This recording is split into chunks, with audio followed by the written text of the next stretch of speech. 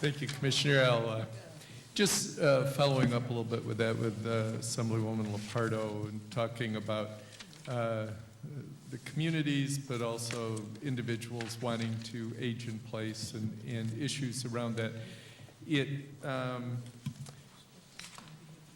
You don't specifically, I don't think in your remarks, speak to that, but clearly with the Planning Council, you think that that's where there will be some addressing of that.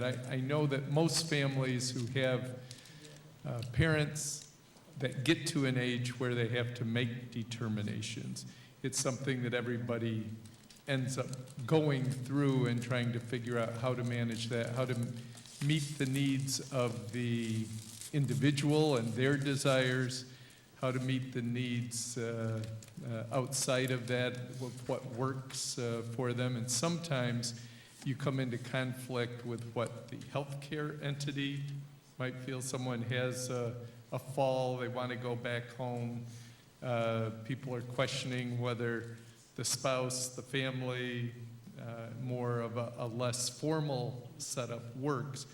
But I think that whole issue is one that kind of grinds at society, because there is no exact answer for that, and it may be very different from person to person. And if you know your healthcare person well, they may make a different decision than if you know them extremely casually, or this is the first event. And so I have interest in that, just because I hear that from constituents.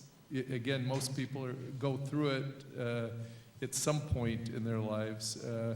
So my interest, and hopefully the agencies, is working to hopefully come up with a way that serves individuals and those who are aging as best we can, but also takes the complicated situation of where families are and tries to make this work. Sometimes intrusion of government in the midst of that is difficult. So just, I don't know any.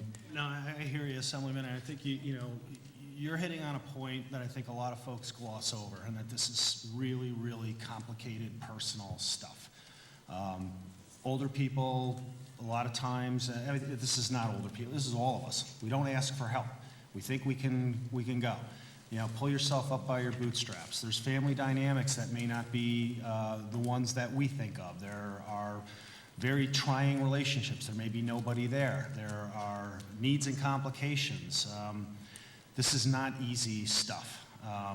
I think that one of the real positive things, at least about the network that we provide, is that it's really focused in on being person-centered, trying to look at positives, trying to engage family members where appropriate and where they exist, because it doesn't always exist, and trying to mediate some of these very difficult conversations to help people the best that you can. But it's not always easy. The results aren't always the way that we want them. But what you're raising is exactly right. This is difficult stuff. It is the goal of the group that's going to meet and the council, is it their goal to propose legislation or entertain that which might give some greater clarity or give greater latitude in decision-making around that area? I'm not sure we're there yet, but let me give you an example. When you engage a broad group of diverse individuals on what they're seeing. So if I'm, for example, we have a really good working relationship with the Office of Court Administration. So issues associated with accessing the courts and hours, and are the ADA compatible, so things of that nature are going to be very different than a social worker that visits the home. So I am hopeful that we're going to get a very, very diverse and thoughtful response to looking at people's lives holistically, so that we can come up with whatever the plan may be in order to support people living in their community. And it's much more than medical care and simple social services. Those are major components, but there's more to it than that.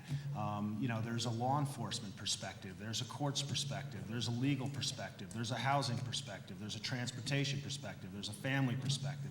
and so on and so forth. And so that's why I think I'm really excited about this State of the State proposal, because I think a lot of the things that we see on a day in and day out basis will wind up being the type of recommendations of how communities can reorganize and support the people that live there independently. So whether it winds up being legislation, I really don't know, because I don't think we're that far along in the process. We're really just trying to think through how we can begin the process of gathering that type of information to make